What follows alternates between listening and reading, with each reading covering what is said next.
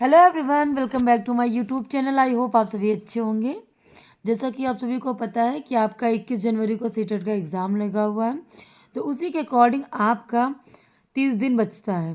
तो उसमें ये आपका जो ऐसा टाइम है कि जिसमें सिर्फ आपको प्रैक्टिस करना बहुत ही ज़रूरी है। जितना आप प्रैक्टिस करेंगे उतना ही अच्छा आपके एग्ज़ाम की दृष्टि से होगा, क्योंकि इससे पहले आपका ऑनलाइन पेपर होता था और अभी आपका ऑफलाइन पेपर होना जा रहा है। तो इसमें जितना प्रीवियस ईयर हो, किसी भी एग्ज़ाम को जितना प्रीवियस ईयर आप सॉल्व करते हैं उतना आपके लिए अच्छा रहता है। टेट और सीटेट एक ऐसा एग्ज़ाम है जिसमें प्रीवियस ईयर क्वेश्चन ही सबसे ज़्यादा पूछे जाते हैं।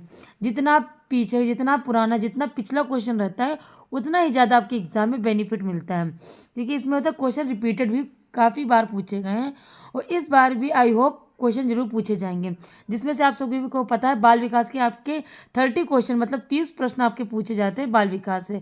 तो आज मैं 2014 का बाल विकास पेपर लेके, जो 21 सितंबर 2014 का आपका सीटेट का एग्ज़ाम हुआ था, जो कक्षा 6 से लेके 8 तक के जो एग्ज़ाम है क्वेश्चन पूछे जाते हैं। तो बाल विकास के 30 मोस्ट इंपॉर्टेंट क्वेश्चन आपके सामने मैं लेके आई हूँ, जो कि प्रीवियस ईयर के वेरी इंपॉर्टेंट क्वेश्चन हैं। चलिए स्टार्ट करते हैं। पहला क्वेश्चन है, जैसे शिक्षण का विकासात्मक परिप्रेक्ष्य शिक्षकों से यह मांग करता है कि वे, ऑप्शन है आपके, कठोर अनुशासन बनाए रखने वाले बने क्योंकि यह बच्चे अक्सर प्रयोग करते हैं। सेकंड है आपका, विकासात्मक कारकों के ज्ञान के अनुसार अनुदेशन युक्तियों का अनुकूलन करें। थर्ड है आपका ऑप्शन, विभिन्न विकासात्मक अवस्था वाले बच्चों के साथ समान रूप से व्यवहार करें। फोर्थ है आपका, इस प्रकार अधिगम उपलब्ध कराएं जिसका परिणाम केवल संज्ञानात्मक क्षेत्र के विकास में। तो आप सभी को पता है कि क्वेश्चन ऐसे होते हैं कि सारे ऑप्शंस आपको राइट लगेंगे, लेकिन उसमें से भी सबसे इम्पोर्टेंट क्वेश्चन कौन सा, सबसे आंसर कौन सा निकल के आ रहा है। तो किसी एक चीज़ को सीटेट की कुछ ट्रिक है आपको आंसर्स निकालने के, जिसने अगर सिलेबस अच्छे से नहीं डीप में पढ़ा है, कोई कंटेंट ऐसा आ रहा है कि जो किसी राइटर के अकॉर्डिंग है, उसमें भी आपको समझ में नहीं आ रहा, तो देखिए सबसे पहले निगेटिव कैसे आपको हटाना है। कठोर अनुशासन किसी लिए मांग नहीं करता है, यह आपका कट जाता है। फिर सेकंड आपका राइट आंसर हो जाता है, विकासात्मक कारकों के ज्ञान के अनुसार अनुदेशन युक्तियों का अनुकूलन करें। ठीक है। थर्ड आपका आ जाता है, विभिन्न विकासात्मक अवस्था वाले बच्चों के साथ समान रूप से व्यवहार करें और इस प्रकार अधिगम उपलब्ध कराएं जिसका परिणाम केवल संज्ञानात्मक।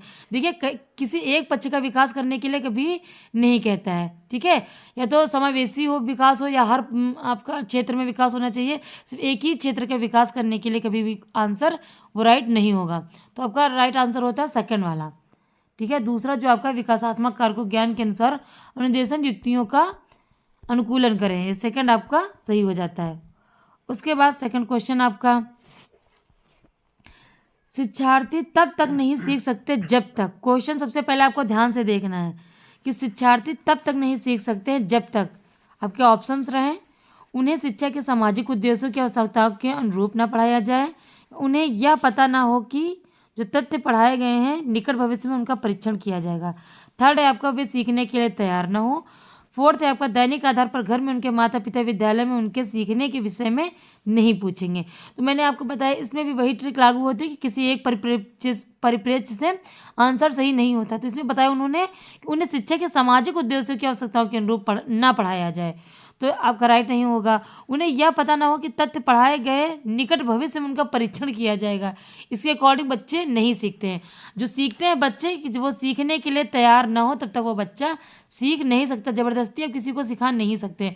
थर्ड आपका आंसर जो होता है राइट हो जाएगा कि शिक्षार्थी तब तक नहीं सीख सकते जब तक वे सीखने के लिए तैयार ना हो। सबसे जो सटीक आंसर आपका इस पर यहाँ बैठ रहा है थर्ड वाला। ओके। उसके बाद नेक्स्ट क्वेश्चन आपका है, सामाजिक अधिगम का सिद्धांत निम्नलिखित में से किस घटक पर बल देता है। तो आपका ऑप्शन रहे प्रकृति, पोषण, अनुकूलन या पाठ संशोधन। तो आपका राइट आंसर हो जाता है पोषण, सेकंड वाला आंसर आपका हो जाता है राइट। ओके। उसके बाद आपका चलता है फोर्थ क्वेश्चन, मनोसामाजिक सिद्धांत निम्नलिखित में से किस पर बल देता है। मनोसामाजिक सिद्धांत निम्नलिखित में से किस पर बल देता है। ऑप्शन रहे आपके उद्दीपन व प्रतिक्रिया, सेकंड ऑप्शन है आपके लिंगी और प्रसुप्ति स्तर, थर्ड है आपका उद्यम के मुकाबले में हीनता स्तर, फोर्थ है आपका क्रिया प्रसूत अनुबंधन या सक्रिय। तो आपका राइट आंसर हो जाता है सेकंड लिंगी व प्रसुप्ति स्तर पर। ओके। फिफ्थ आपका क्वेश्चन है, यह तथ्य कि बच्चों को सामाजिक रूप से प्रासंगिक ज्ञान की आवश्यकता होती है, इनकी में से किस व्यक्ति से संबंधित है? ये आपका स्टेटमेंट है, ये किसने कहा है? यह तथ्य कि बच्चों को सांस्कृतिक रूप से प्रासंगिक ज्ञान की आवश्यकता होती है। तो राइट आपका आंसर हो जाता है लाइव वाइगोस्की। ठीक है, फोर्थ जो आपका ऑप्शन है वाइगोस्की साहब ने आपके कहा था। ओके, तो जिसमें कुछ क्वेश्चन आपके जो आपको समझ में नहीं है तो उसको आप रट लीजिए, अच्छे से समझ लीजिए, क्योंकि प्रीवियस ईयर क्वेश्चन सबसे ज़्यादा पूछे जाते हैं सीटेड में। उसके बाद नेक्स्ट क्वेश्चन आपका 6, आप एक शिक्षक के रूप में रैगिंग और धमकाने के सख्त विरोधी हैं तथा इस संदर्भ में विद्यालय में पोस्टर लगवाते हैं तथा समिति बनवाते हैं। आपसे जुड़ने वाले किशोर जो इस विचार से दृढ़ विश्वासी हैं, निम्न में से किस स्तर पर होंगे? आपका ऑप्शन है पारंपरिक, पूर्व पारंपरिक, थर्ड है आपका उत्तर पारंपरिक, या फोर्थ आपका है सामाजिक व्यवस्था बनाए रखने वाला। तो आपका राइट आंसर हो जाता है स्टेटमेंट के अकॉर्डिंग उत्तर पारंपरिक। ये कोहलबर्ग के स्टेटमेंट से है। ओके, ये कोहलबर्ग ने बोला था कि उत्तर पारंपरिक जो आपकी अवस्था है उसके अकॉर्डिंग ये स्टेटमेंट है। नेक्स्ट क्वेश्चन है आपका, प्रगतिशील शिक्षा निम्न में से किस कथन से संबंधित है? ऑप्शन है आपका शिक्षक सूचना और प्राधिकार से प्रवर्तक होते हैं। सेकंड है ज्ञान प्रत्यक्ष अनुभव और संयोग से उत्पन्न होता है। थर्ड है आपका अधिगम तथ्यों के एकत्रीकरण और कौशल में प्रवीणता के साथ सीधे मार्ग पर चलता है। फोर्थ है आपका परीक्षा मापदंड संदर्भित और बाह्य है। तो आपका राइट आंसर हो जाता है सेकंड वाला, ज्ञान प्रत्यक्ष अनुभव और संयोग से उत्पन्न होता है। तो प्रगतिशील शिक्षा निम्न में से किस कथन से संबंधित है? तो ज्ञान प्रत्यक्ष अनुभव और संयोग से उत्पन्न होता है। ये आपका राइट आंसर हो जाता है। उसके बाद नेक्स्ट क्वेश्चन है, बहुबुद्धि के सिद्धांत के संदर्भ में एयरफोर्स पायलट बनने के लिए इनकी में से कौन सी बुद्धि की आवश्यकता होती है? वेरी मोस्ट इंपॉर्टेंट टॉपिक है, जो कि इससे क्वेश्चन कहीं ना कहीं बनते हैं, हेर फेर बदल करके इससे क्वेश्चन जरूर बनते हैं सीटेट में। तो आपका ऑप्शन रहा है अंतःवैयक्तिक, या सेकंड आपका है भाषिक या गतिक, थर्ड है या अंतःवैयक्तिक। तो आपका राइट ऑप्शन हो जाता है 8 का थर्ड वाला सी, गतिक। ओके, आपका राइट ऑप्शन हो जाता है 8 का गतिक। उसके बाद आपका आ जाता है नेक्स्ट क्वेश्चन, बुद्ध की स्पीयरमैन परिभाषा में कारक जी क्या है? जी का मतलब क्या होता है? अनुवांशिक बुद्धि या उत्पादक बुद्धि या सामान्य बुद्धि या वैश्विक बुद्धि? तो जी को आप कर सकते हैं जनरल, मतलब सामान्य बुद्धि से। ठीक है, आपका थर्ड वाला क्वेश्चन का 9 क्वेश्चन का आपका आंसर थर्ड सामान्य बुद्धि सही हो जाएगा, राइट हो जाएगा। ओके, उसके बाद आपका आता है इसको जनरल, और एस यहाँ पे आता है तो इसका स्पेसिफिक बुद्धि भी बोलते हैं। ठीक है, एस का मतलब होता है स्पेसिफिक और जी का मतलब यहाँ पे जनरल से हो जाता है। उसके बाद नेक्स्ट क्वेश्चन आपका 10वां क्वेश्चन आपका है, या 10वां क्वेश्चन आपका है कि छिपी हुई वस्तुएं ढूंढ निकालना इस बात का संकेत है कि शिशु निम्न में से किस संज्ञानात्मक कार्य में दक्षता प्राप्त करने लगा है?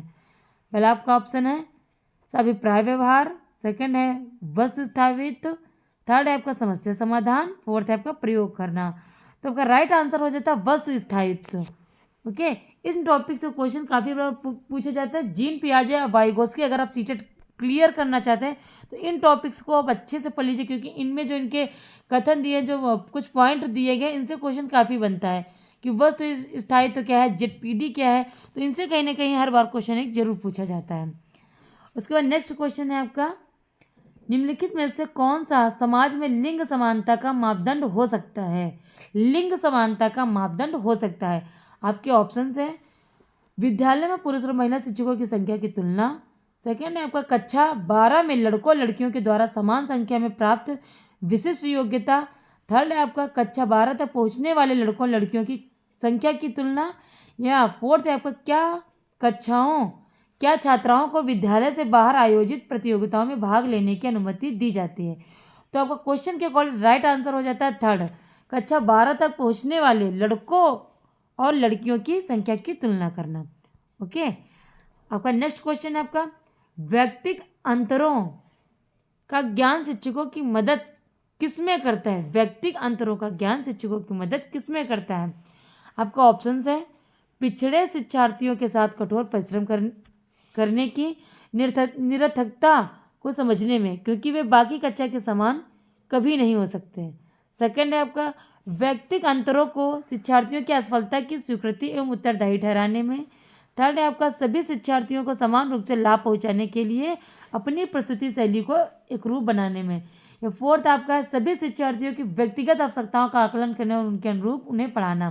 तो आपको पता है कि अगर आप सारे बच्चों के आप वीकनेस जान जाते हैं कि कैसे कैसे उनको पढ़ाना, कैसे उनका आईक्यू लेवल है, तो अगर उस लेवल से आप सभी स्टूडेंट को ट्रीट करते हैं तो आई होप सबसे ज़्यादा अच्छी वही शिक्षक की शैली रहती है।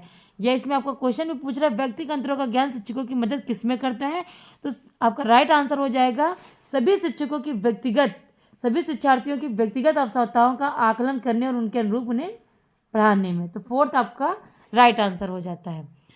उसके बाद आपका क्वेश्चन है सीखने के लिए आकलन, ऑप्शन है आपके प्रेरणा को बढ़ावा देता है, अलग करने और रैंक देने के प्रयोजन के लिए किया जाता है। थर्ड है आपका ग्रेड्स को पूरी तरह से महत्व देने पर बल देता है। फोर्थ है आपका विशिष्ट होता है और अपने आप में ही की गई आकलन गतिविधि है। तो सीखने के लिए आकलन अभिप्रेरणा को बढ़ावा देता है। आपका फर्स्ट ऑप्शन आपका राइट हो जाता है। ओके, आपका जो आपका फर्स्ट ऑप्शन है एकदम राइट हो जाता है। फिर आपका नेक्स्ट क्वेश्चन है आपका विद्यालय आधारित आकलन क्या है? परिणामों की अपेक्षा परीक्षा तकनीकों पर केंद्रित है। सेकेंड ऑप्शन है आपका क्या आकलित किया जाएगा इस पर शिक्षार्थियों को कम नियंत्रण प्रदान करता है। थर्ड आपका है रचनात्मक प्रतिपुष्टि उपलब्ध कराते हुए सीखने में संवर्धन करता है। फोर्थ आपका है परीक्षा के लिए शिक्षण को बढ़ावा देता है क्योंकि इसमें निरंतर परीक्षण होता है। तो आपका राइट आंसर हो जाता है थर्ड वाला, रचनात्मक प्रतिपुष्टि उपलब्ध कराते हुए सीखने में संवर्धन करता है। आपका नेक्स्ट क्वेश्चन है कक्षा में शिक्षार्थियों से कहा गया है कि वे अपने समाज के लिए क्या कर सकते हैं। इसे दर्शाने के लिए एक नोटबुक में अपने कार्य को विविध शिल्प कृतियों को संयोजित करें। यह किस प्रकार की गतिविधि है? निबंधात्मक आकलन, घटनावृत्त अभिलेख, समस्या समाधान आकलन या पोर्टफोलियो आकलन। तो आपका राइट आंसर हो जाता है ये आकलन कैसा? पोर्टफोलियो आकलन। चौथा वाला ऑप्शन आपका राइट हो जाता है। उसके बाद आपका नेक्स्ट क्वेश्चन है एकाग्रता समय के साथ मेल बैठाने के लिए एक दत्त कार्य को पूरा करने के लिए आवंटित समय को घटाना और चरणबद्ध तरीके से इस एकाग्रता समय को बढ़ाना निम्न में से किस प्रकार के विकार से निपटने के लिए सर्वाधिक उपयुक्त है? ऑप्शन है आपका अशांतकारी व्यवहार संबंधी विकार, सेकंड आपका डिस्फेसिया से, ये संवेदी एकीकरण विकार से, या आपका एकाग्रता हास अतिक्रियाशील विकार से। तो एकाग्रता वाला क्वेश्चन आप ऐसे भी कभी ढूंढ सकते हैं। एकाग्रता वाले क्वेश्चन है तो नीचे जो आपका राइट आंसर हो जाएगा फोर्थ वाला एकाग्रता हास अतिक्रियाशील विकार, ये आपका राइट हो जाता है। ओके, उसके बाद नेक्स्ट क्वेश्चन आपका है निम्नलिखित में से कौन सा उपागम अशांतकारी व्यवहार संबंधी विकार वाले बच्चों के साथ व्यवहार करने हेतु बच्चे को उसके आसपास के लोगों और सामाजिक संस्थाओं के साथ अंतःक्रिया करने का सुझाव देता है? आपका पहला ऑप्शन है आपका मनोगत्यात्मक, सेकंड है आपका पर्यावरणीय, थर्ड है आपका जीव वैज्ञानिक, फोर्थ है आपका व्यवहारवादी। तो आपका राइट आंसर हो जाता है सेकंड वाला पर्यावरणीय सुझाव। ओके, नेक्स्ट क्वेश्चन है आपका है रेन जूली प्रतिभाशाली की अपनी परिभाषा के लिए जाने जाते हैं। जो रेणु जूली प्रतिभाशाली की अपनी परिभाषा के लिए जाने जाते हैं। ऑप्शन है आपका चार पंक्तीय टियर, सेकंड है आपका चार स्तरीय, थर्ड है आपका त्रिवृत्ति, फोर्थ आपका त्रिमुखी। तो आपका राइट ऑप्शन हो जाता है थर्ड त्रिवृत्तीय। रेन जूली प्रतिभाशाली अपनी त्रिवृत्ति परिभाषा के लिए जाने जाते हैं। नेक्स्ट क्वेश्चन आपका प्रतिभाशाली शिक्षार्थियों के लिए ऑप्शन है आपका अभिक्षमता को कौशल के रूप में समझना सही है, सेकंड है आपका प्रगति के निरीक्षण करने की आवश्यकता नहीं है, थर्ड आपका है शिक्षक को अनुकूलन करना चाहिए जैसे शिक्षार्थी में बदलाव आता है, फोर्थ है आपका शिक्षक को पहल करनी चाहिए, समस्या समाधान में मुख्य भूमिका निभानी चाहिए। तो आपका राइट आंसर हो जाता है थर्ड कि प्रतिभाशाली शिक्षार्थियों के लिए शिक्षक को अनुकूलन करना चाहिए जैसे शिक्षार्थी में बदलाव आता है। ओके, नेक्स्ट क्वेश्चन आपका है अधिगम निर्योग्यता वाले बच्चों की प्रगति का निरीक्षण करने के लिए निम्न में से कौन सी पद्धति सबसे उपयुक्त है? नंबर एक आपका है व्यक्ति केस अध्ययन या घटनावृत्त अभिलेख मतलब वास्तविक रिकॉर्ड, थर्ड है आपका व्यवहार रेटिंग स्केल, फोर्थ आपका है संरचित व्यवहार परक अवलोकन। तो आपका राइट आंसर हो जाता है संरचित व्यवहार परक अवलोकन। फोर्थ आपका राइट आंसर हो जाता है। उसके बाद आपका नेक्स्ट क्वेश्चन है, अधिगम निर्योग्यता वाले शिक्षार्थियों द्वारा एक पूर्ण और उत्पादक जीवन जीने के अवसरों को बढ़ाने का सबसे सही तरीका है। सॉरी, नेक्स्ट क्वेश्चन है आपका नेक्स्ट वाला, वाइगोस्की के सामाजिक सांस्कृतिक सिद्धांत के अनुसार ऑप्शन है आपका संस्कृति और भाषा विकास में महत्वपूर्ण भूमिका निभाते हैं। सेकंड आपका ऑप्शन है बच्चे अलग क्षेत्र में चिंतन करते हैं और वे पूर्ण परिप्रेक्ष्य नहीं लेते हैं। थर्ड आपका ऑप्शन है यदि निम्न आयु पर अमूर्त सामग्री को प्रस्तुत किया जाए तो बच्चे अमूर्त तरीके से चिंतन करते हैं। फोर्थ आपका स्वनिर्देशित वाक संयोग का निम्नतम स्तर है।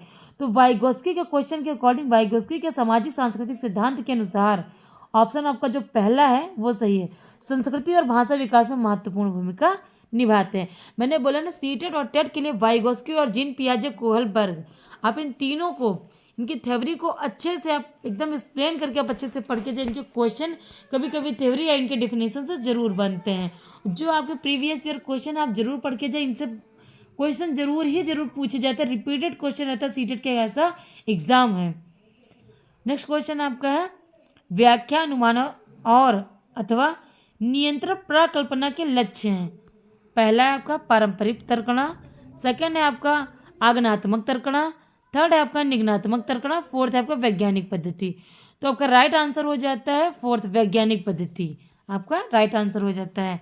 उसके बाद नेक्स्ट क्वेश्चन आपका है संवेगात्मक बुद्धि बहुबुद्धि सिद्धांत के लिए क्वेश्चन आगे पीछे हो जाने। नेक्स्ट क्वेश्चन आपका है कक्षा 8 का शिक्षार्थी गणित में त्रुटियां करता है, एक शिक्षक के रूप में आप क्या करेंगे। ऑप्शन है आपका शिक्षार्थी को सही उत्तर उपलब्ध कराएंगे,